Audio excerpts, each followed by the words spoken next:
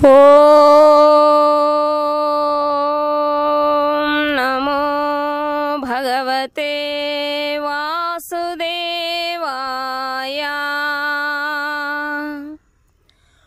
ఓం నమో భగవతే వాసుదేవాయ.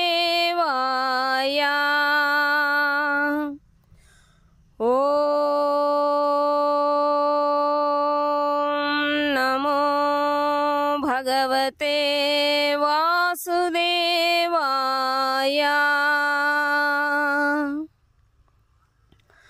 ఓం అజ్ఞానతిమిరాంధస్య జ్ఞానాంజనశలాకయా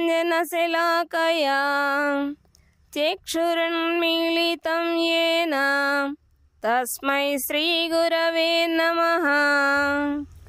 నమో ఓం విష్ణుపదాయ కృష్ణప్రేష్టాయ భూతలే శ్రీమతే గిరిరాజస్వామినితి నామినే.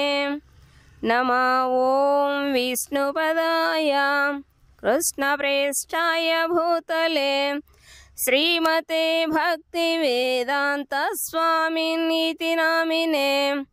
నమస్తే సారస్వతే దేవ్యై గౌరవాణి ప్రచారిణే నిర్విశేష శూన్యవాది పాశ్చాత్య దేశతారిణే. జయ శ్రీకృష్ణ చైతన్య ప్రభో నిత్యానంద శ్రీ అద్వైత గదాధర శ్రీవాసాది గౌర భక్త వృంద. హరే కృష్ణ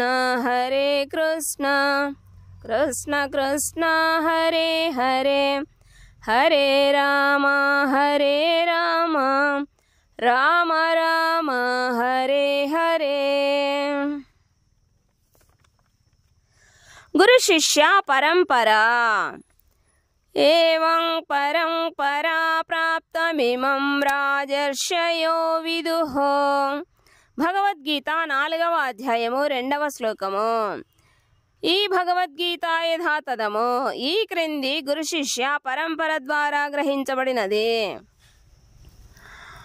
1 శ్రీకృష్ణ భగవానుడు, 2 బ్రహ్మదేవుడు, 3 నారదుడు, 4 వ్యాస మహర్షి, 5 మధ్వాచార్యులు, 6 పద్మనాభుడు, 7 నృహరి, 8 మాధవుడు, 9 అక్షోభ్యుడు, 10 జయతీర్థుడు, 11 జ్ఞానసింధువు, 12 దయానిధి, 13 విద్యానిధి, 14 రాజేంద్రుడు, 15 జయధర్ముడు, 16 పురుషోత్తముడు, 17 బ్రహ్మణ్యతీర్థుడు, 18 వ్యాసతీర్థుడు, 19 లక్ష్మీపతి, 20 మాధవేంద్రపురి, 21 ఈశ్వరపురి, నిత్యానంద ప్రభువు అద్వైతాచార్యులు, 22 శ్రీ చైతన్య మహాప్రభువు, 23 శ్రీల రూప గోస్వామి స్వరూపుడు సనాతన గోస్వామి, 24 శ్రీల రఘునాథదాస గోస్వామి జీవ గోస్వామి, 25 శ్రీల కృష్ణదాస కవిరాజ గోస్వామి, 26 శ్రీల నరోత్తమదాస ఠాకూరులు, 27 శ్రీల విశ్వనాథ చక్రవర్తి, 28 శ్రీల బలదేవ విద్యాభూషణుడు, శ్రీల జగన్నాథదాస బాబాజీ, 29 శ్రీల భక్తి వినోద ఠాకూరులు, 30 శ్రీల గౌరకిషోరదాస బాబాజీ, 31 శ్రీల భక్తి సిద్ధాంత సరస్వతి ఠాకూరులు, 32 శ్రీల ఏసీ భక్తి వేదాంత స్వామి ప్రభుపాదులు. 8వ అధ్యాయము భగవత్ ప్రాప్తి. 1వ శ్లోకము. అర్జున ఉవాచ కిం తద్బ్రహ్మ కిమధ్యాత్మం కిం కర్మ పురుషోత్తమ అధిభూతం చ కిం ప్రోక్తమధిదైవం కిముచ్యతే. అర్జున ఉవాచ అర్జునుడు పలికెను. కిం ఏమి తత్ ఆ బ్రహ్మ బ్రహ్మము, కిం ఏమి ఆధ్యాత్మం ఆత్మ, కిం ఏమిటి కర్మ కోరికతో కూడిన కర్మము, పురుషోత్తమ, ఓ పురుషోత్తమ, అధిభూతం భౌతిక జగత్తు చ మరియు కిం ఏమి ప్రోక్తం చెప్పబడును, అధిదైవం దేవతలు కిం ఏమి ఉచ్యతే చెప్పబడును. అర్జునుడు ప్రశ్నించెను, ఓ పురుషోత్తమ, బ్రహ్మము అనగా ఏమిటి, ఆత్మ అనగా ఏమిటి, కామ్యకర్మలు అనగా ఏమిటి, ఈ భౌతిక సృష్టి అనగా ఏమిటి, దేవతలు అనగా ఎవరు, దయతో ఇది నాకు వివరింపుము.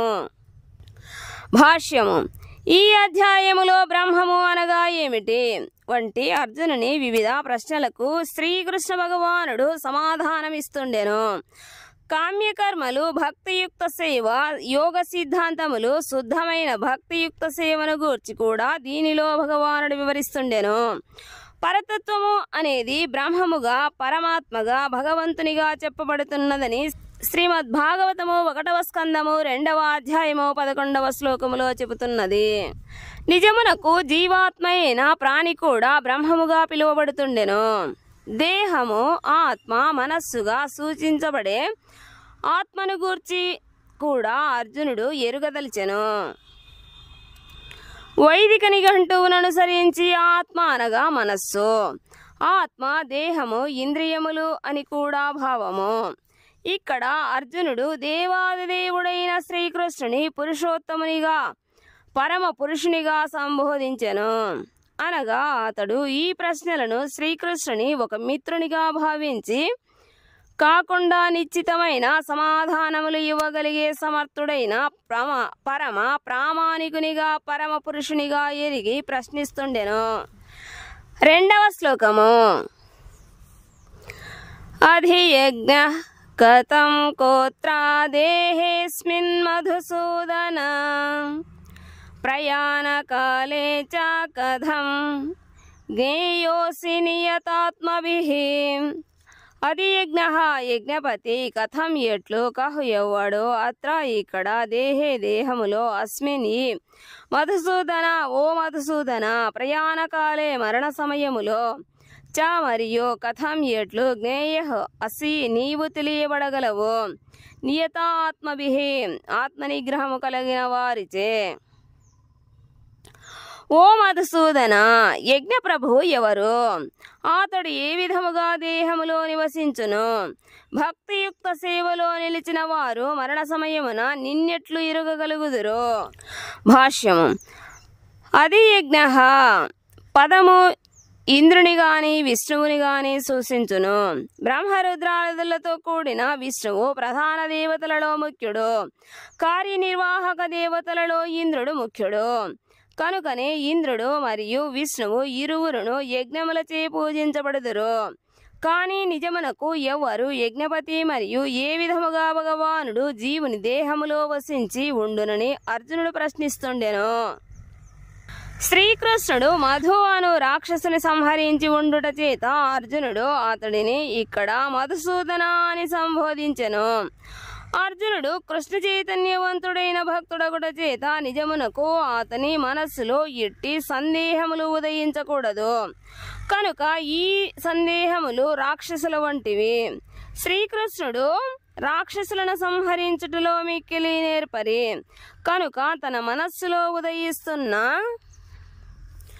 సందేహరూప రాక్షసులను అతడు నశింపజేయగలడని భావించి అర్జునుడు ఇక్కడ ఆ దేవాదిదేవుని మధుసూదన అని సంబోధించెను. జీవితకాలములో మనము చేసినదంతా మరణకాలమున పరిరక్షింపబడుతుండుట చేత ఈ శ్లోకములోని ప్రయాణకాలే అనుపదము మిక్కిలి ప్రధానమైనది. నిరంతరము కృష్ణ చైతన్యములో నెలకొనిన వారిని గూర్చి తెలుసుకోవాలనని అర్జునుడు ఆరాటపడుతుండెను. అంత్యకాలమున వారి పరిస్థితి ఎలా ఉండును, మరణ సమయమున దేహ కార్యములన్నీ కలత చెంది మనస్సు సరియైన స్థితిలో నిలువదు. అట్టి దేహ పరిస్థితితో కలత చెందిన మానవుడు భగవానుని స్మరించలేకపోవచ్చును. కనుకనే మహాభక్తుడైన కులశేఖర మహారాజు ఇట్లు ప్రార్థించెను. ప్రియమైన ప్రభో, నేనిప్పుడు పూర్తి స్వస్థతతో ఉంటిని. నా మనస్సు అనే రాజహంస నీ పాద పద్మనాళమును చేరగలుగునట్లుగా శీఘ్రమే మరణించుట ఉత్తమము. ముకుందమాల స్తోత్రము 33. జలపక్షి అయిన హంస పద్మములలోకి చొచ్చుకొని పోవుటలో వినోదమును అనుభవించును. పద్మములలో ప్రవేశించుట దాని సహజ సిద్ధమైన క్రీడ కనుకనే ఈ ఉదాహరణ ఇక్కడ వాడబడినది. కులశేఖర మహారాజు భగవంతుని, హే ప్రభో, నా మనస్సు ఇప్పుడు కలతలు లేకుండా నిర్మలముగా ఉన్నది. నేను పూర్తి ఆరోగ్యముతో ఉంటిని కనుక నేనిప్పుడు నీ పాద పద్మములను స్మరిస్తూ వెంటనే మరణించగలిగినచో నిశ్చయముగా నా భక్తియుక్త సేవ పరిపూర్ణము కాగలదు. అలా కాకుండా నేను నా సహజ మరణము కొరకై వేచి ఉన్నచో ఏమి జరుగునో నేనెరుగను. ఎందుకనగా ఆ సమయమున నా దేహ కార్యములన్నీ చెదరి గొంతు కఫముతో నిండి ఉండుట చేత నేను నీ నామమును స్మరించగలనో లేదో ఎరుగను. కనుక వెంటనే మరణించుట ఉత్తమము అని ప్రార్థించెను. అట్టి మరణ సమయములో మానవుడు శ్రీకృష్ణుని పాద పద్మములపై మనస్సును ఎట్లు స్థిరముగా నిలుపగలుగునని అర్జునుడు ప్రశ్నించెను.